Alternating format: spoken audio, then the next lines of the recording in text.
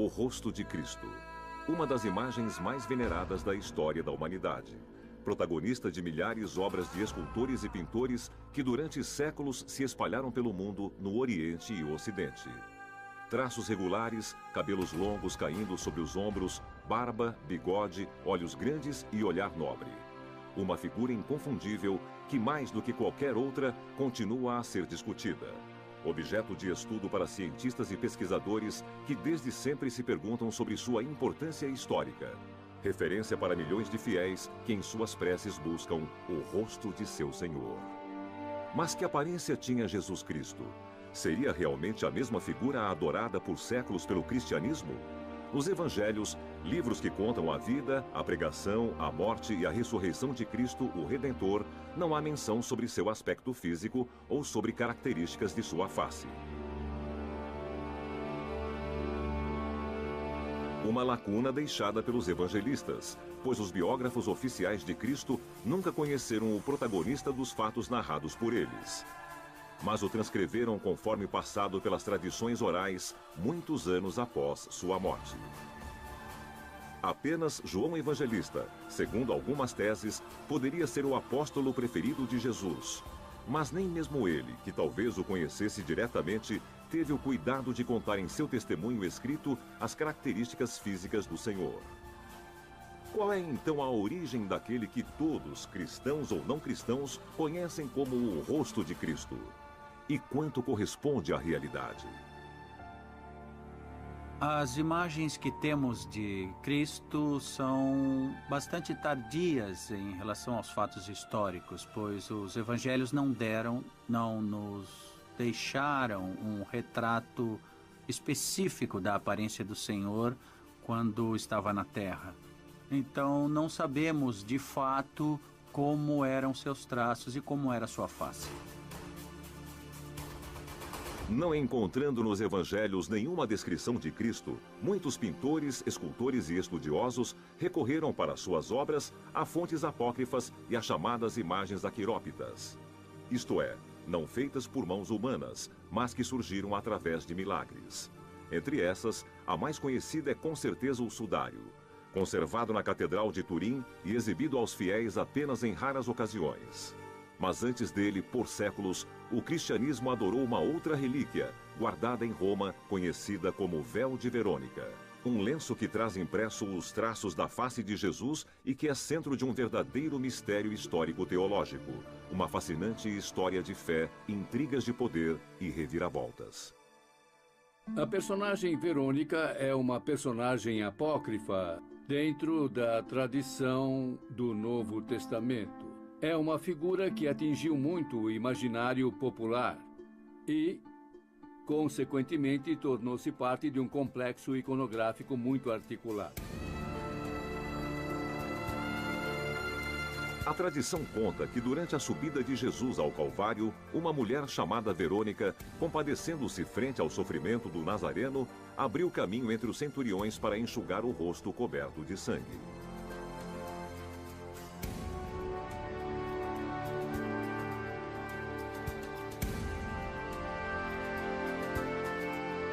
Se Verônica é uma personagem histórica ou uma figura simbólica, é um pouco difícil de dizer. Naturalmente, há escolas de pensamento e alguns a consideram um símbolo. Outros dizem que ela existiu de fato.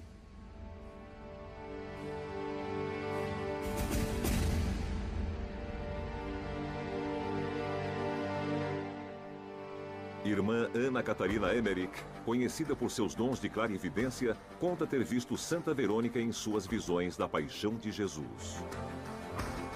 Na presença do Filho de Deus, ela caiu de joelhos, fora de si pela compaixão.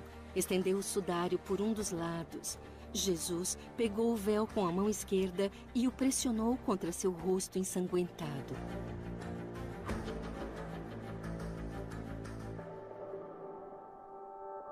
Aqueles que dizem que ela existiu de fato fazem referência a figuras presentes dentro da tradição do Novo Testamento. Especificamente a hemorroíça, uma mulher que tinha perda contínua de sangue nunca curada pelos médicos, que toca a roupa, a veste de Cristo e é curada milagrosamente. Cura-se e se torna então a portadora do rosto de Cristo através desse linho que chegará até Tibério.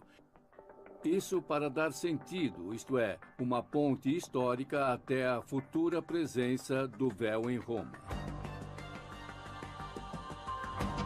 A partir do século XV, no Ocidente, Santa Verônica é adorada como símbolo do grupo das mulheres piedosas. Representada em tantas esculturas e pinturas, ela é a protagonista da sexta estação da Via Sacra.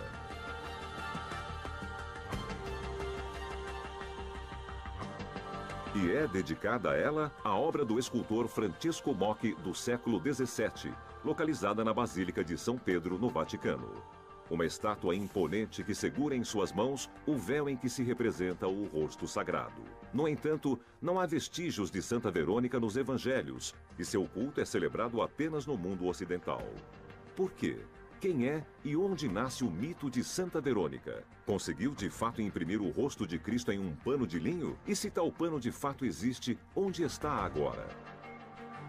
No Oriente, no mundo ortodoxo, a sexta estação da Via Sacra não existe. Verônica não existe, existe apenas no Ocidente. É uma imagem que não se encontra nos evangelhos, é completamente inventada, como a tradição apócrifa sempre fez. A tradição apócrifa teve a particularidade de criar as peças perdidas, os anéis perdidos, às vezes as estruturas perdidas, segundo a consciência popular presente nos textos canônicos.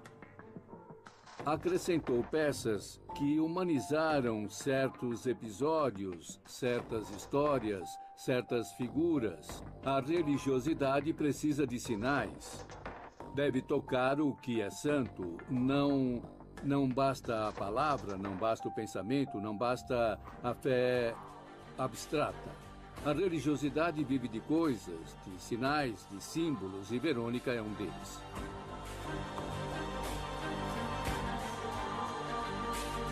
A adoração de Verônica teria começado a se espalhar na Idade Média pouco antes de 1200, com procissões anuais e indulgências para todos os que participavam. Durante as procissões, era mostrado o véu sobre o qual estava impresso o rosto santo.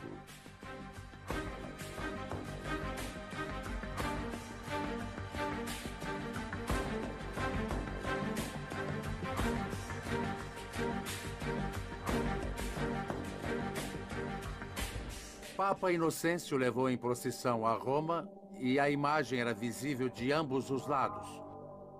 Pouco depois, foi criada a procissão de Corpus Christi, com o uso do ostensório também visível de ambos os lados. Nunca havia acontecido.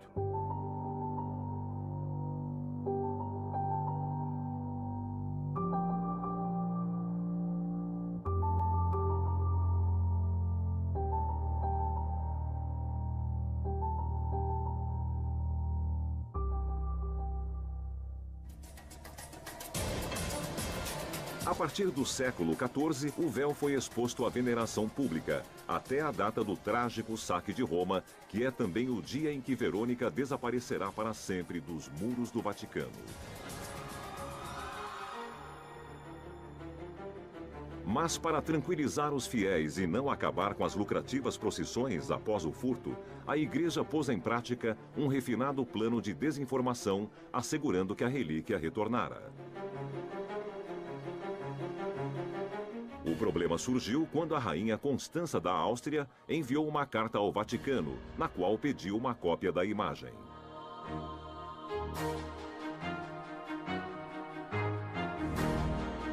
Assim que a carta chegou ao seu destino, os líderes da igreja tiveram que inventar um outro plano.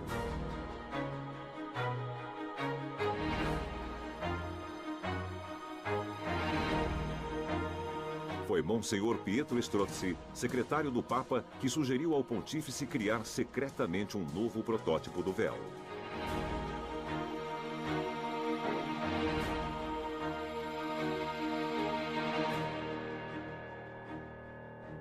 Por não ter mais o original à disposição, o novo rosto de Jesus foi pintado por engano com os olhos fechados.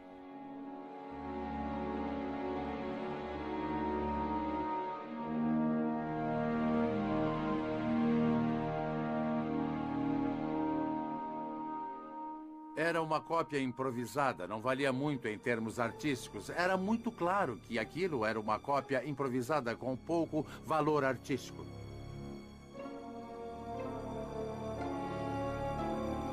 O que eu vi é uma imagem que não existe.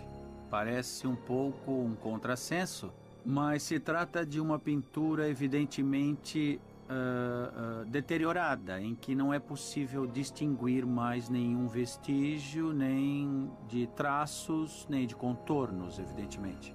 Mas se o véu de Verônica nunca mais retornou ao Vaticano, qual foi o seu destino? Uma pergunta ainda sem resposta, mas que abre inúmeras outras interrogações. Enquanto a relíquia desaparecia em Roma durante o assalto dos Lanciquenec, em Manopello, uma cidadezinha na província de Pescara, aparecia um outro pano milagroso que, igualmente ao véu de Verônica, trazia impresso o rosto de Cristo. Inicialmente foi guardado secretamente e foi venerado publicamente apenas a partir de 1703. O rosto santo está aqui desde 1506, mas foi levado à igreja em 1638, pois inicialmente ficou em uma casa privada, em seguida em uma outra casa e depois foi trazido para cá. A chegada do véu a Manopello é descrito por um frade capuchinho em um manuscrito que data de 1640. Um frade capuchinho, Padre Donato da Bomba, escreveu um relatório histórico, que seria então um manuscrito em que descreve a vinda do rosto santo a Manopello. O documento conta que um peregrino chegou em Manopello em 1506, uma data simbólica por ser ligada à adoração de Verônica antes de seu desaparecimento. O viajante entregou a um médico um pacote, e quando o médico o abriu, ficou sem fôlego, mas não pôde agradecer ao peregrino que inexplicavelmente desaparecera.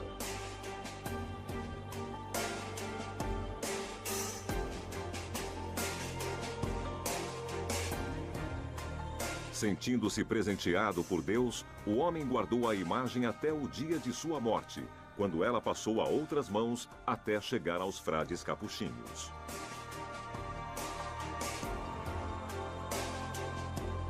O livro de Padre Donato da Bomba é de fato o primeiro a contar sobre essa presença em Manopello, e sobre o manuscrito foram levantadas várias dúvidas. Segundo as teses mais confiáveis, o documento, no qual realidade e ficção se entrelaçam cuidadosamente, teria servido apenas para legitimar a posse da relíquia pelos frades capuchinhos, uma ação preventiva contra quem pudesse reivindicar-lhe a propriedade. A relíquia havia então chegado ilegalmente a Manopello? Por qual motivo? E de quem havia sido tirada?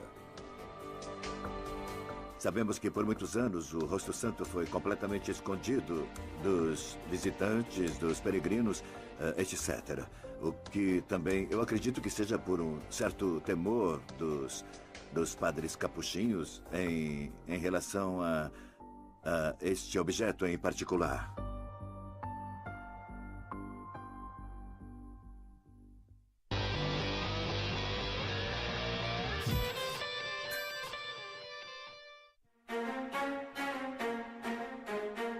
Uma tese diz que quem trouxe o rosto santo para Manopello foi Hernando de Alarcón, um dos protagonistas do saque de Roma, que obtivera o título de Marquês de Valle Siciliana, em Abruzzo, e ao mesmo tempo teve acesso em Roma ao véu de Verônica.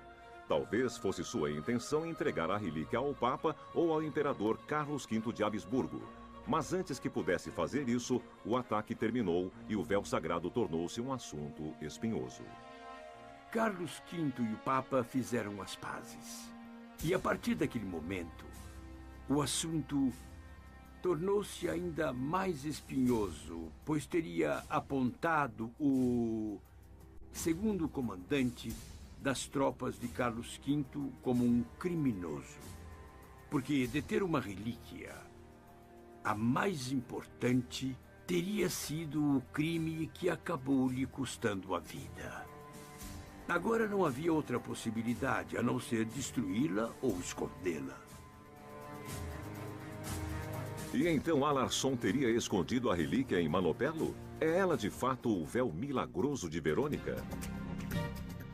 Ninguém é capaz de explicar como a imagem foi feita. Não existem explicações a respeito. Até agora, todas as pesquisas fracassaram. Ninguém sabe dizer do que se trata. Os primeiros estudos sobre o rosto santo datam do final do século XIX, antes do século XX.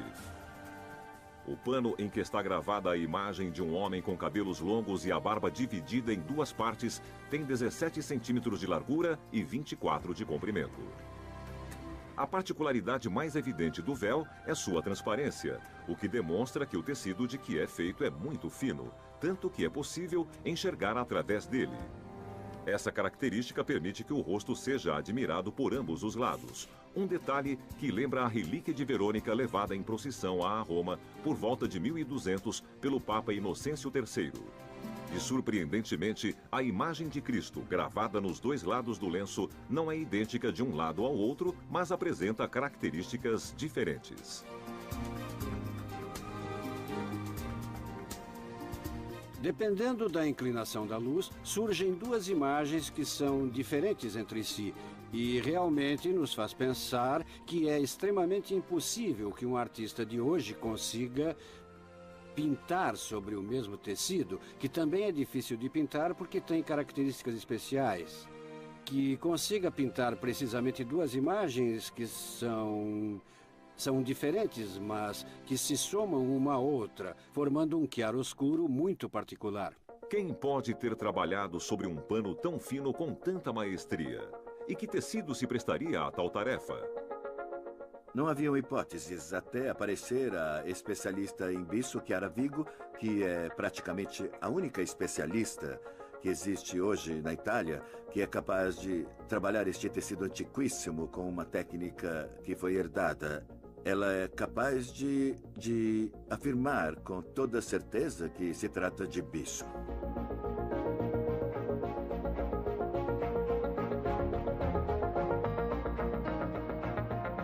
Para confirmar essa tese, intervieram os estudos de Jan Jaworski, professor de Química na Universidade de Varsóvia, que, através de uma série de análises, documentou como o véu de Manopelo tem uma boa chance de ser bisso marinho. 3 motivos por que deve ser bisso marinho. O bisso marinho é totalmente transparente. A imagem de Manopelo é totalmente transparente. É possível ler sem dificuldade um jornal a certa distância, a distância máxima em que ainda se pode ler, como se não existisse a imagem na frente. Segundo, apenas o bisso marinho se transforma em ouro sob o sol. Foi até chamado de ouro do mar. Nenhum outro tecido se transforma em ouro sob o sol. Terceiro, a única especialista que ainda sabe trabalhar o bisso marinho, Chiara Vigo, de Sant'Antioco, declarou claramente, imediatamente, isso é bisso marinho.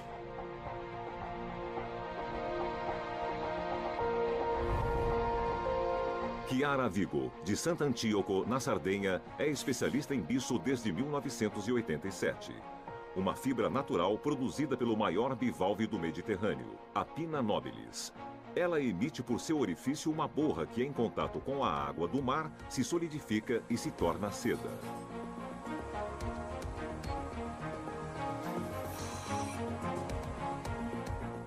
Quando eu entrei na igreja em Manopelo, já de longe eu disse, meu Deus, é bisso. Então é verdade. Porque nos relatos da minha avó, antes do juramento da água, minha avó me dizia, você tem que memorizar o livro sagrado, porque não se pode tecer este pano sem conhecer a Bíblia. Porque dentro da Bíblia estão as informações de que um especialista em bisso precisa. Leonilde Mereu, avó de Chiara. Foi ela que apresentou à neta aquele enorme e profundo mundo de conhecimentos de que consiste o bicho marinho. O bicho marinho é produzido pelo molusco Pinha nobilis em latim e nesta área, em toda a área do arquipélago de Sultis, há uma grande difusão de moluscos e, portanto, de bicho marinho. O bicho produzido pelo Pinna nobilis é o mais famoso do mundo e cresce única e exclusivamente no mar Mediterrâneo. A fibra do bicho, quando é secretada, este tufo praticamente se vê uma cauda de fios marrons que não parece nunca que, uma vez trabalhada, limpa e dessalinizada, possa se transformar quase num fio de ouro. Uma fibra muito interessante, pois demonstrou ter qualidades inigualáveis do ponto de vista comercial e têxtil. Por exemplo, é resistente a fogo e a ácidos. Isso do ponto de vista puramente funcional. Na realidade, depois há toda uma história que vem do sagrado, das citações no Evangelho, no Alcorão e mesmo nos Evangelhos apócrifos que o tornam especial num outro sentido. As Sagradas Escrituras falam do bicho marinho, uma seda real, também usada nos templos de Jesus e tecida apenas por pessoas com características precisas, escolhidas entre as mulheres das aldeias. O bicho pertenceu a Salomão, a rainha Écuba, a Nefertari, a Ramsés I, a Ramsés II. Mas quem é que fazia as roupas do faraó?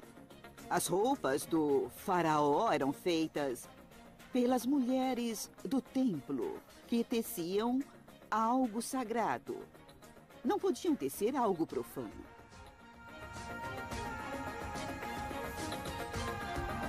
E o de Manopelo é um bicho muito antigo.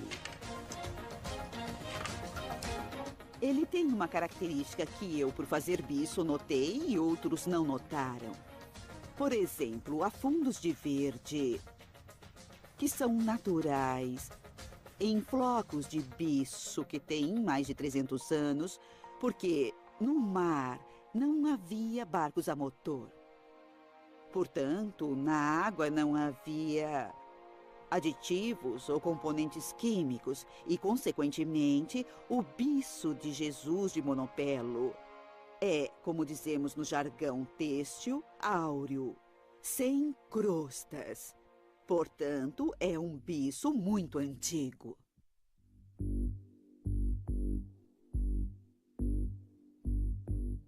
Um material macio, a fibra mais leve da cadeia produtiva e, ao mesmo tempo, é não perecível e resistente a qualquer agente externo, incluindo a pintura.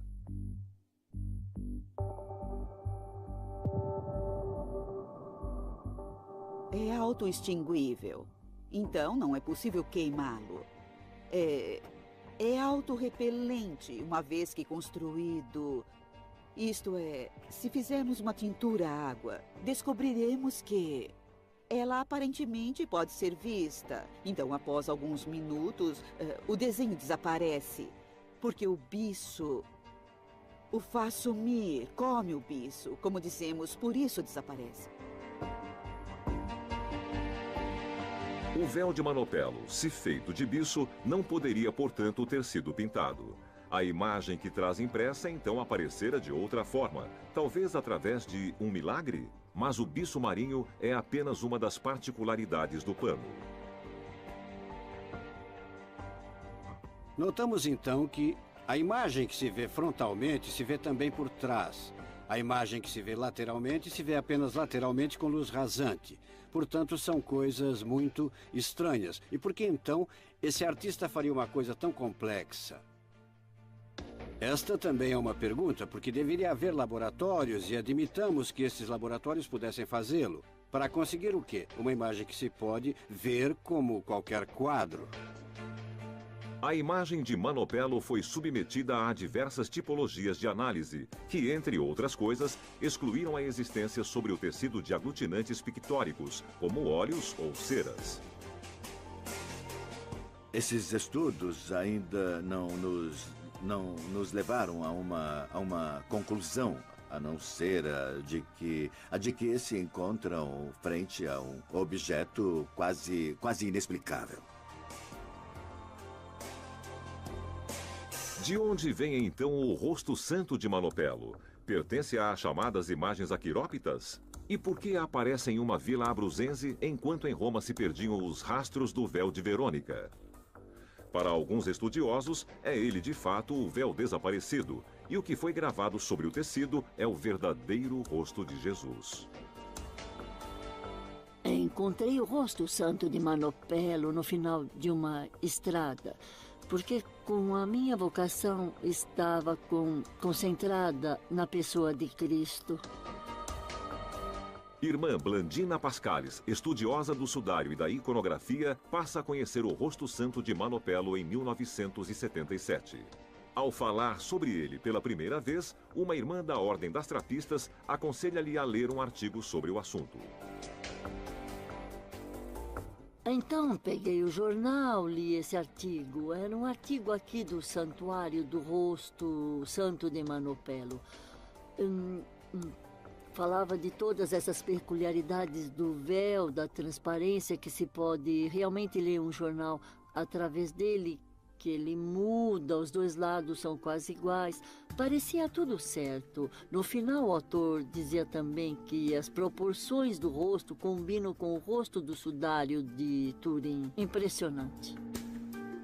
A descoberta lhe despertou tanta curiosidade que, apesar da suspeita inicial, ela decidiu aprofundar o assunto.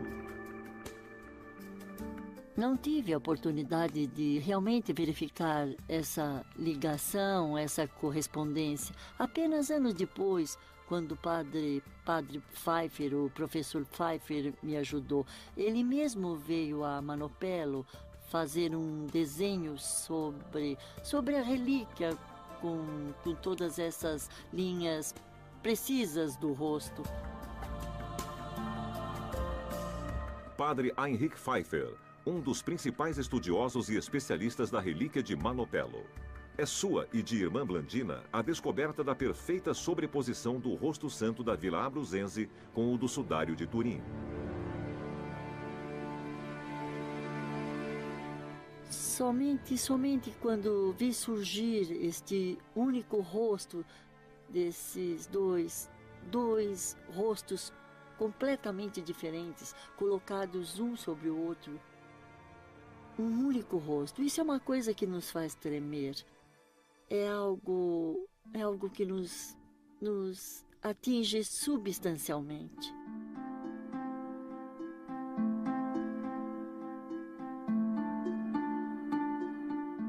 Até Maria Valtorta, conhecida como uma das maiores místicas do século XX, sugere sobrepor a imagem de Manopelo à do sudário. Dois aspectos do mesmo rosto, assim como as análises de irmã Blandina e de padre Pfeiffer depois demonstrariam.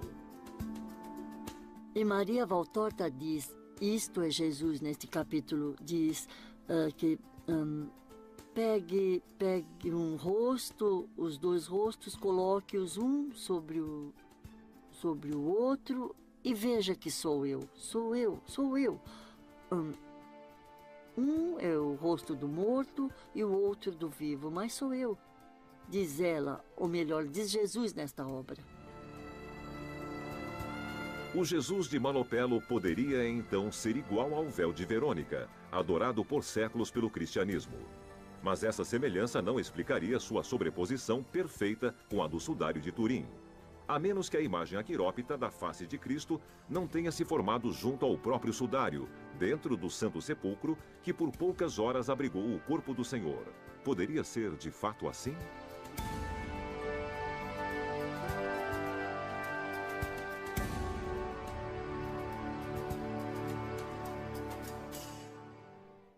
O rosto santo que está em Manopelo, na minha opinião, poderia ser o sudário que estava no túmulo de Jesus. Quando cheguei em Manopelo, imediatamente tive uma sensação diferente. Disse imediatamente, esta é Verônica. Finalmente a encontramos. E essa é toda a história a ser contada, pois para mim isto está claro. Uma história que começa no Santo Sepulcro com a estupefação de Simão Pedro e João, os dois apóstolos que, avisados por Maria Madalena, correm até o túmulo de Cristo e o encontram vazio. Maria Madalena chega ao túmulo na manhã de Páscoa. Ela não diz, o Senhor ressuscitou, mas sim, levaram-no embora. Mas não sabe para onde. Corre até os apóstolos. No túmulo, no pequeno túmulo, recolhem as mortalhas e as levam rapidamente ao cenáculo na sala da última ceia. Naquela mesma noite, narram os evangelhos, Jesus ressuscitado apareceu no meio deles. Atravessou as portas que os apóstolos, por medo dos judeus, haviam trancado.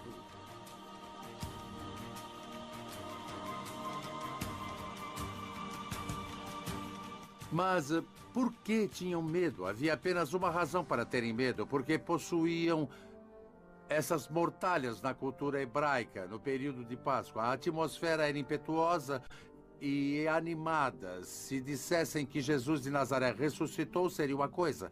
Mas se dissessem temos provas, temos as mortalhas do túmulo, os apóstolos não teriam sobrevivido, pois isso infringia duas importantes proibições. Lembremos também o mandamento, não farás para ti imagens. E aquelas eram imagens. E ainda, a pureza. Portanto, não poderia haver nada pior para infringir essas proibições do que a existência daquelas mortalhas. Por isso, desde o primeiro momento, foi necessário escondê-las. A partir desse momento, daqueles panos fúnebres, evidências diretas da paixão, da morte e do desaparecimento do suposto corpo de Cristo, temos apenas vestígios. Milagrosas relíquias retratando o seu rosto aparecem em diversos lugares. Lendas, histórias, pinturas que criam uma ponte misteriosa entre o Oriente e o Ocidente.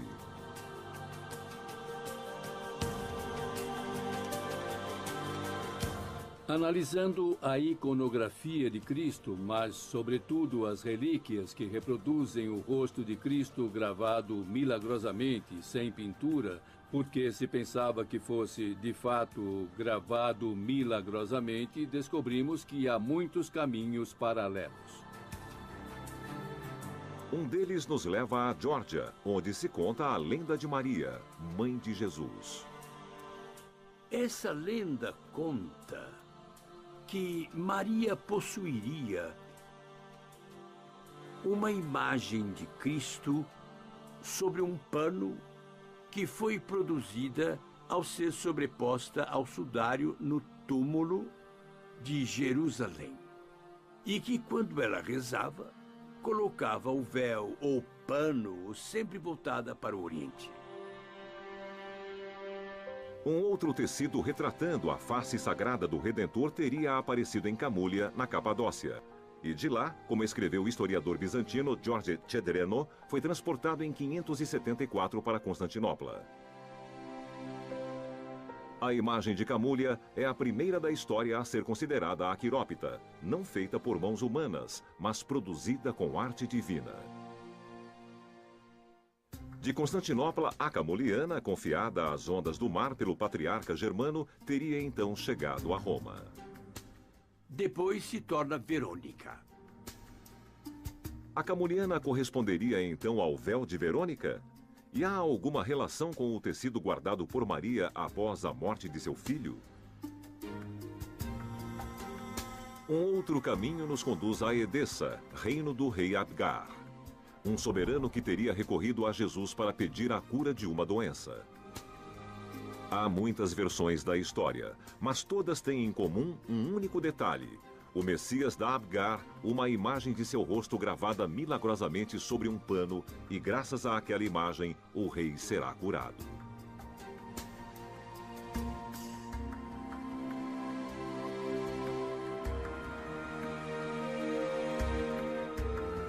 E esse pano com a imagem milagrosa é, de alguma forma, digamos, o elemento que tira da cabeça o apócrifo, a lenda, para entrar na história. E é a primeira passagem. Presume-se que o rosto que Abgar possuía fosse o Mandylion, venerado em Edessa. O Mandylion de Edessa, uma relíquia que a partir do século VI influenciou muito a tradição pictórica, transformando-se em um tipo de arquétipo para as representações iconográficas de Cristo. Inicialmente acreditava-se que o Mandylion fosse um pano que, assim como a camuliana, trazia gravado o rosto do Senhor. Mas vários estudos consideram esse tecido idêntico ao do sudário, que, dobrado em 8, exibia de fato na parte superior a imagem da face do homem do sudário.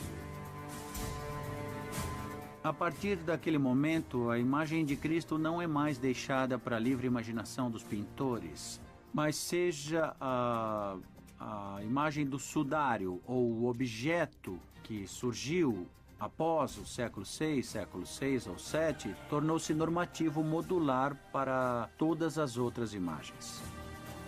Como a do Pantocrator, presente nos mosaicos em Constantinopla e nas áreas permeadas pela cultura bizantina. A imagem de Cristo Pantocrator é muito semelhante àquela do homem do sudário. Quem a pintou conhecer então a relíquia sagrada? E o Mandylion, talvez a imagem inspiradora do próprio Pantocrator, que relação tinha com o pano que, segundo a tradição, envolveu o corpo de Jesus após a crucificação? Segundo uma variante da história do rei Abgar, o precioso pano teria sido trazido ao monarca doente por São Judas Tadeu, e muito tempo após a morte do rei, teria sido de fato dobrado em 8 e escondido pelos seguidores do cristianismo, na época perseguidos.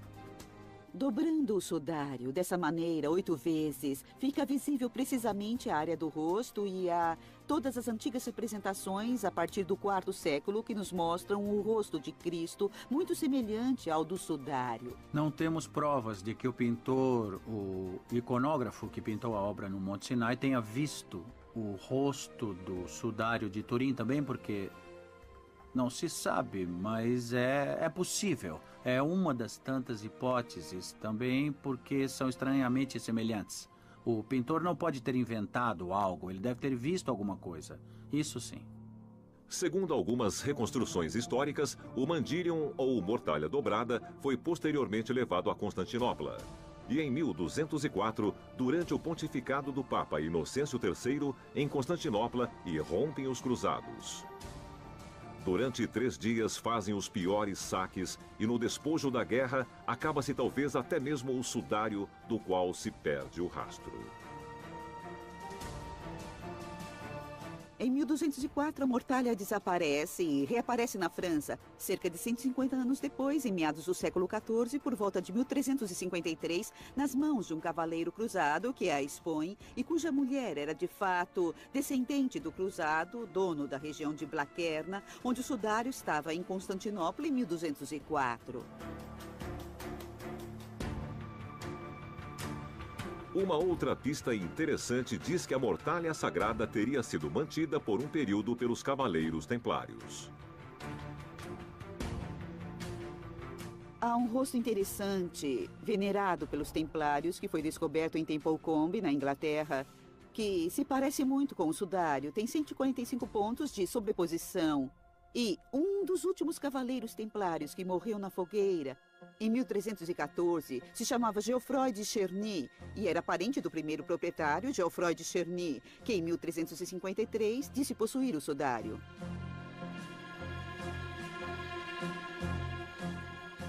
Nós sabemos que os templários se interessavam muitíssimo pelas relíquias de Cristo e que eles tentaram ao máximo obtê-las. E sabemos que há documentos, em especial um documento dos templários que foram interrogados em Carcassona, no qual um deles declara explicitamente ter visto quodam lineum arbentim imaginem hominis, que quer dizer um pano de linho que trazia a imagem de um homem.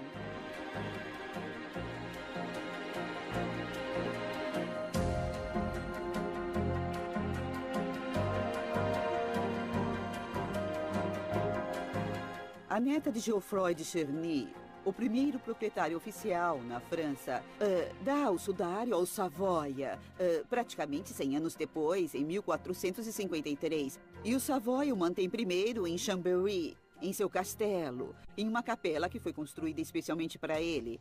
Então, em 1578, é levado a Turim.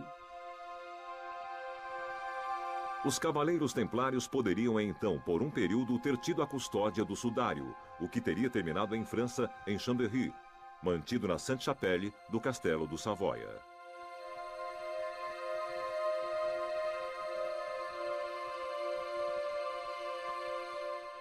Tradicionalmente, a história do sudário sempre foi dividida em dois grandes períodos.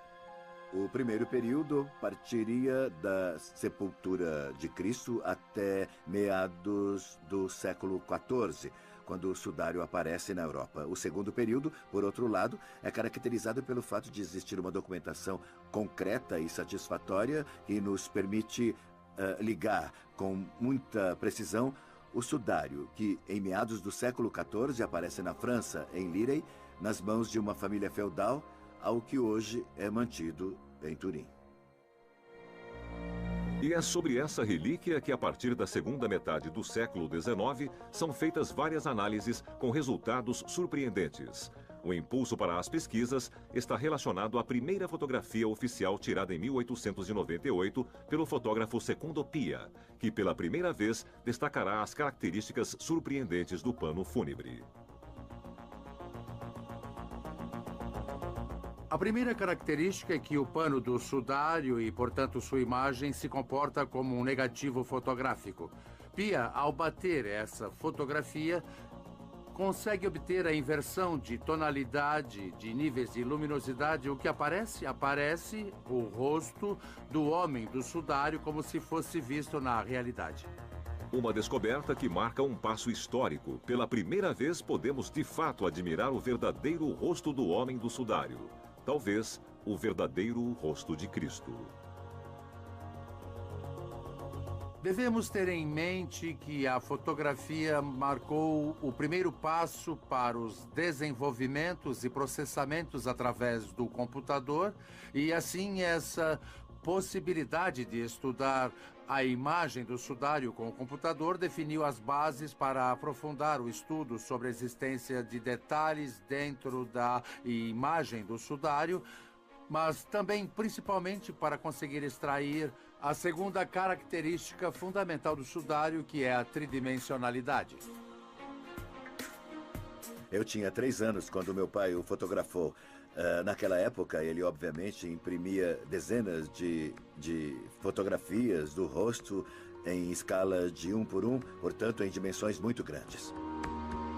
Giovanni Battista Yudica Cordiglia, o pai de Max, foi o primeiro em 1969 a bater uma fotografia colorida do sudário e a dar profundidade à imagem. E então, dando tridimensionalidade à figura sobre a imagem que nós conseguimos criar, parece que a tela se apoia sobre um corpo que ajuda, que facilita a leitura da imagem. Max Yudica Cordiglia e sua equipe reconstruíram em 3D a figura do homem do sudário.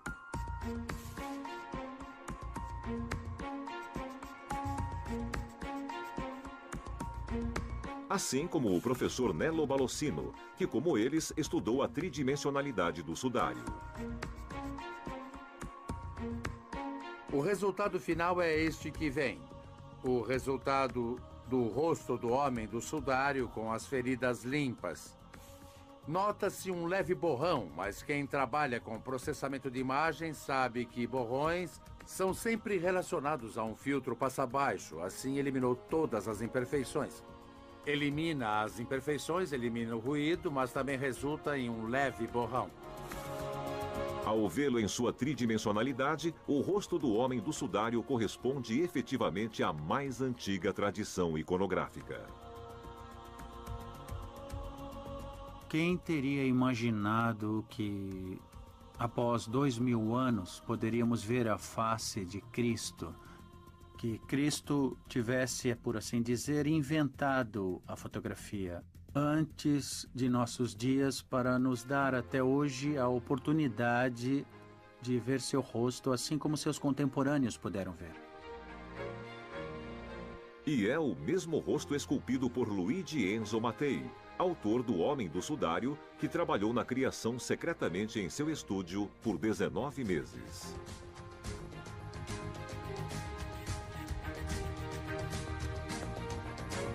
Como surgiu este rosto? Com certeza através do tecido do sudário na leitura total. O rosto pertence à linhagem semítica.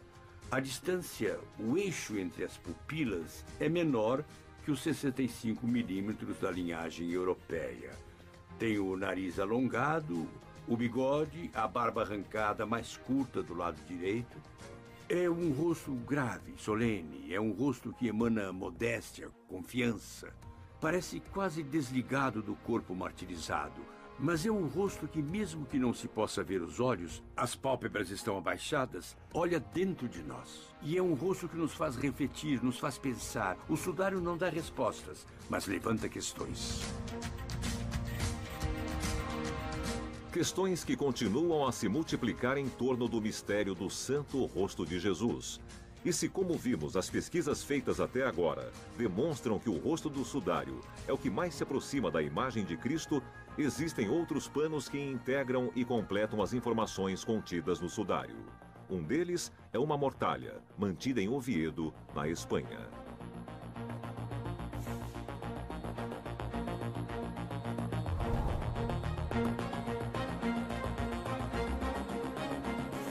Um achado que está relacionado ao sudário de Turim é o sudário de Oviedo.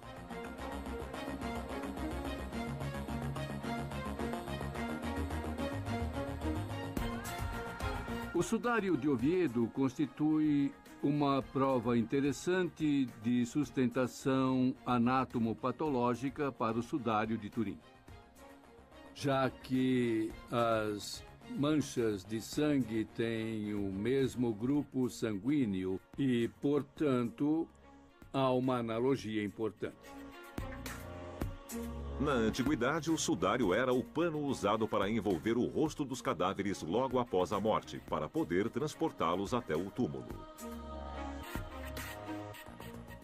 O santo sudário que cobriu a cabeça do Senhor enquanto desciam da cruz está em Oviedo desde o século IX.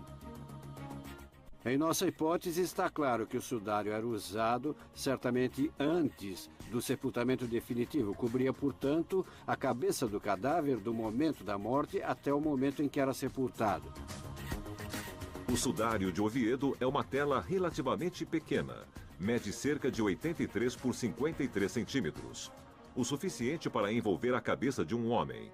Sobre o tecido, não há vestígio de um rosto, apenas manchas de sangue. É interessante que as manchas de sangue coincidam com as que vemos no sudário de Turim. E, portanto, a existência do sudário de Oviedo foi explicada como um pano para cobrir o rosto do crucificado, no momento em que foi retirado da cruz para ser levado ao sepulcro para cobrir o rosto desfigurado. E para completar a tese sobre as extraordinárias coincidências entre o sudário de Oviedo e o sudário de Turim, interveio mais uma vez a irmã Blandina Pascalis Schlomer. Foi ela que, após ter sobreposto o véu de Manopelo sobre o sudário de Turim, colocou sobre ambos as marcas de sangue do sudário de Oviedo, pegando emprestado uma pesquisa feita antes por outros estudiosos. Esse trabalho não é meu. Peguei apenas essa sobreposição que eles elaboraram para o sudário de Turim e do Oviedo. O fluxo de sangue coincide com o rosto de Manopelo. Uma descoberta surpreendente. O sudário de Turim, o rosto de Manopelo, o sudário de Oviedo. 3 relíquias milagrosas em torno das quais giram as principais histórias e lendas do cristianismo. 3 relíquias para um único rosto? O verdadeiro rosto de Jesus Cristo? Ele mostra como foi esse momento.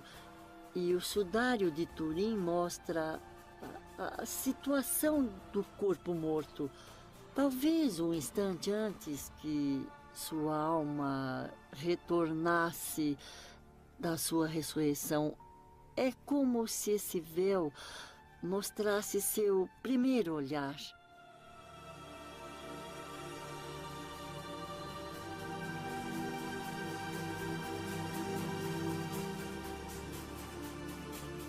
Hoje está muito claro, muito óbvio que a imagem do rosto santo mostra o mesmo homem de Turim, mostra o mesmo homem de Oviedo, na Espanha. É uma única pessoa. Estamos então diante de sofisticadas fotografias do rosto de Cristo? Imagens tridimensionais que de um passado distante chegam até nós para trazer uma mensagem? A prova da ressurreição do corpo de Jesus? Seu quinto e último evangelho?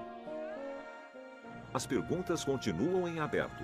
O certo é que as imagens de Manopelo, de Oviedo e de Turim são mais uma prova para os que creem e um enorme desafio para a ciência. E ainda há muito para descobrir.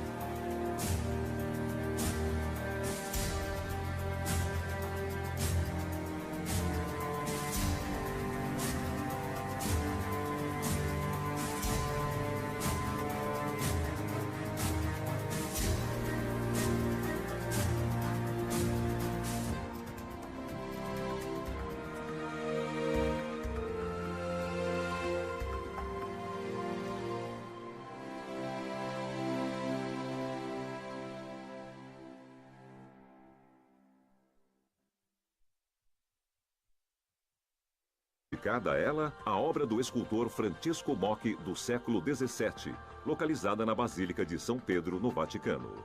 Uma estátua imponente que segura em suas mãos o véu em que se representa o rosto sagrado. No entanto, não há vestígios de Santa Verônica nos evangelhos, e seu culto é celebrado apenas no mundo ocidental. Por quê? Quem é e onde nasce o mito de Santa Verônica? Conseguiu de fato imprimir o rosto de Cristo em um pano de linho? E se tal pano de fato existe, onde está agora? No Oriente, no mundo ortodoxo, a sexta estação da Via Sacra não existe. Verônica não existe, existe apenas no Ocidente. É uma imagem que não se encontra nos evangelhos, é completamente inventada, como a tradição apócrifa sempre fez. A tradição apócrifa teve a particularidade de criar as peças perdidas, os anéis perdidos, às vezes as estruturas perdidas, segundo a consciência popular presente nos textos canônicos. Acrescentou peças que humanizaram certos episódios, certas histórias, certas figuras. A religiosidade precisa de sinais. Deve tocar o que é santo. Não basta a palavra, não basta o pensamento, não basta a fé abstrata. A religiosidade vive de coisas, de sinais, de símbolos, e Verônica é um deles.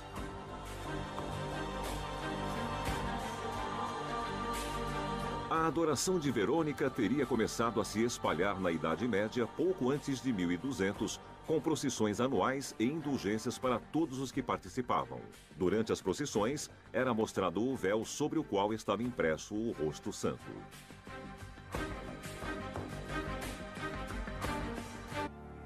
As imagens que temos de Cristo são bastante tardias em relação aos fatos históricos, pois os evangelhos não nos deixaram um retrato específico da aparência do Senhor quando estava na Terra.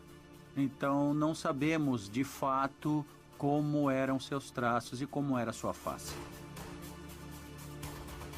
Não encontrando nos evangelhos nenhuma descrição de Cristo, muitos pintores, escultores e estudiosos recorreram para suas obras a fontes apócrifas e às chamadas imagens aquerópitas.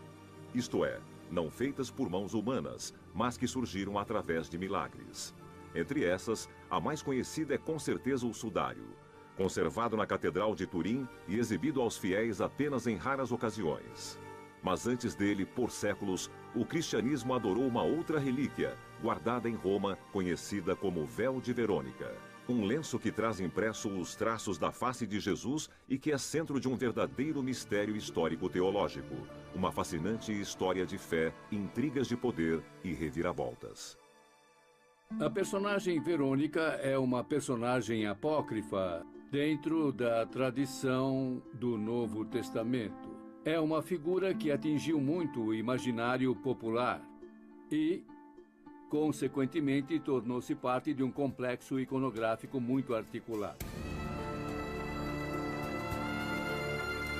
A tradição conta que durante a subida de Jesus ao Calvário, uma mulher chamada Verônica, compadecendo-se frente ao sofrimento do Nazareno, abriu caminho entre os centuriões para enxugar o rosto coberto de sangue.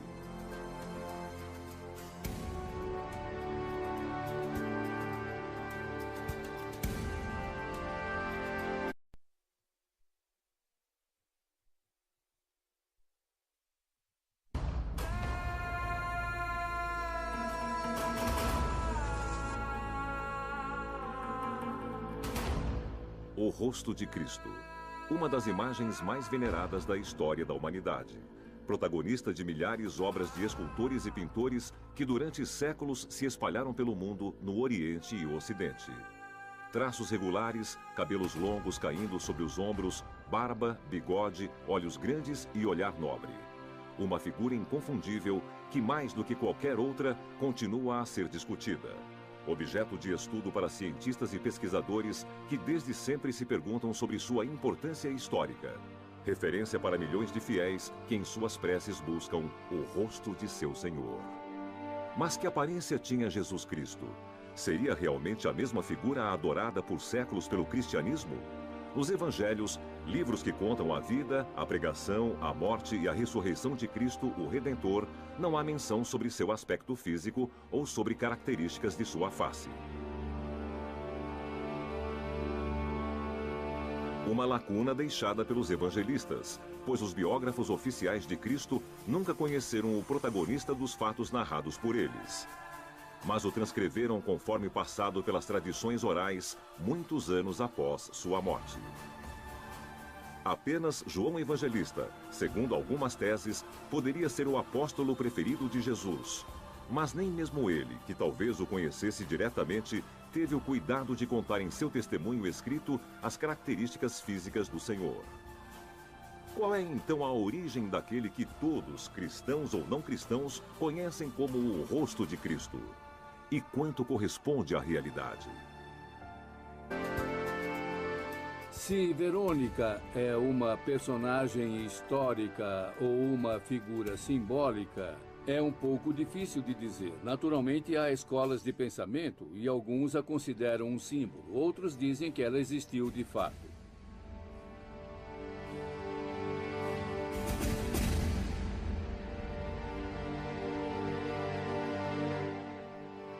Irmã Ana Catarina Emmerich, conhecida por seus dons de clarividência, conta ter visto Santa Verônica em suas visões da paixão de Jesus.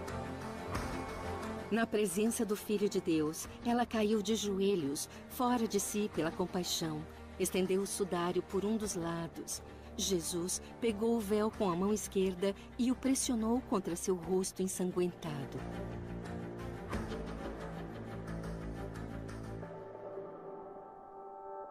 Aqueles que dizem que ela existiu de fato fazem referência a figuras presentes dentro da tradição do Novo Testamento. Especificamente a hemorroíça, uma mulher que tinha perda contínua de sangue, nunca curada pelos médicos, que toca a roupa, a veste de Cristo e é curada milagrosamente. Cura-se e se torna então a portadora do rosto de Cristo através desse linho que chegará até Tibério. Isso para dar sentido, isto é, uma ponte histórica até a futura presença do véu em Roma. A partir do século XV, no Ocidente, Santa Verônica é adorada como símbolo do grupo das mulheres piedosas. Representada em tantas esculturas e pinturas, ela é a protagonista da sexta estação da Via Sacra.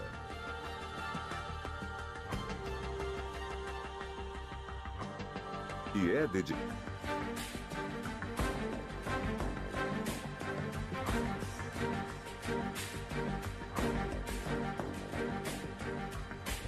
Papa Inocêncio levou em procissão a Roma e a imagem era visível de ambos os lados.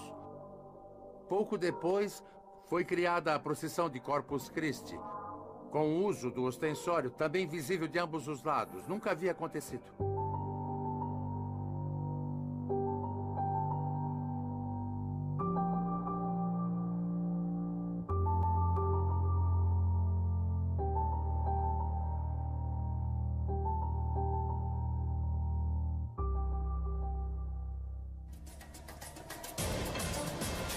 A partir do século XIV, o véu foi exposto à veneração pública, até a data do trágico saque de Roma, que é também o dia em que Verônica desaparecerá para sempre dos muros do Vaticano.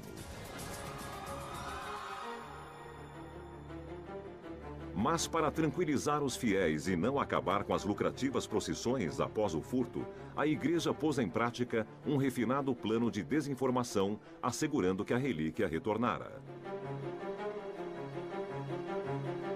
O problema surgiu quando a rainha Constança da Áustria enviou uma carta ao Vaticano, na qual pediu uma cópia da imagem.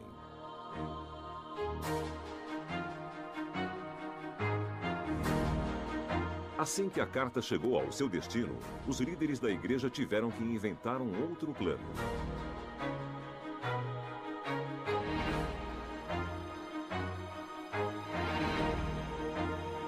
Foi Monsenhor Pietro Strozzi, secretário do Papa, que sugeriu ao pontífice criar secretamente um novo protótipo do véu.